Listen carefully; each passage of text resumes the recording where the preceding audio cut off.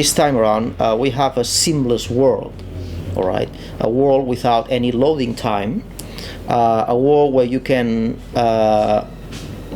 explore.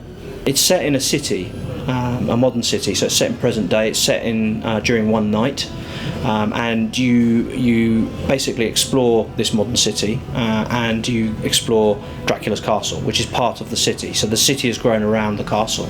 We have a free camera, which gives you the ability to look around and see if you missed anything. And we have a world that gets progressively opened. As you progress through the story, you will get to explore new areas, and as the city becomes bigger, you'll need to teleport to and from the castle and the city, and you find an item that allows you to do that. And at the end, the whole world becomes connected. This is a modern city that we haven't seen before in a video game, so we're not going to drop Dracula in the middle of Times Square and sort of have him fumble around in New York or anything like that. This is a city very much that fits the Castlevania universe. Gothic design. It's very much like a regular European city like Madrid or even Cologne, where you have kind of old and new together. I think people is going to be both pleased and surprised about our take on how a modern Castlevania city would look like.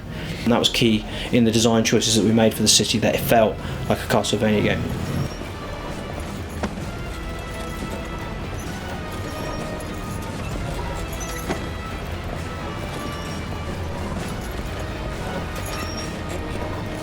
We wanted there to be a lot of variety in the environments, so it felt like it was different in everywhere that you went. Every time you turned a corner there was something new to see, something exciting to see, different lighting, different elements, huge vistas, really cool architecture, statues, that kind of stuff. We are in Spain, in an area called Castile, which is basically castle area, and there are a lot of castles here that we were able to take inspiration from.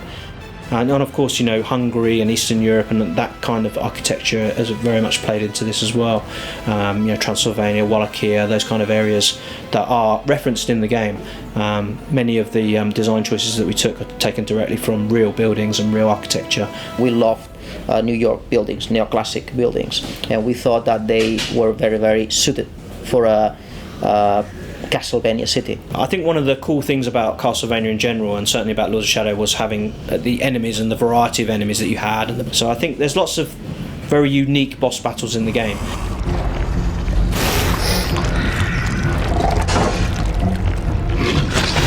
But you're going to see lots of new enemies and new characters that you haven't seen before. Especially, being set in a modern era, having modern weaponry or modern enemies to go up against is an interesting proposition, especially when you have these kind of older swords and chaos claws and whips and stuff.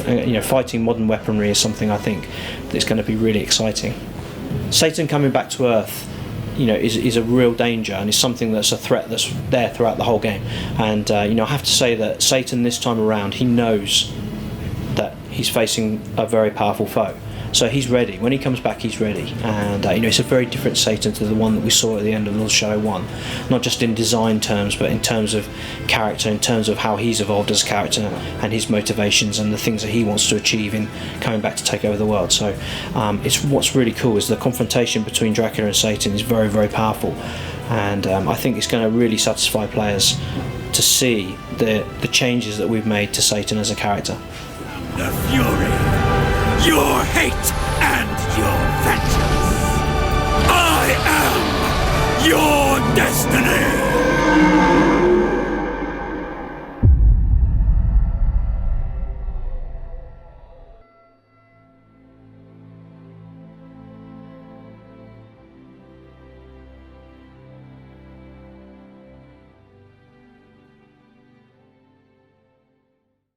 Konami.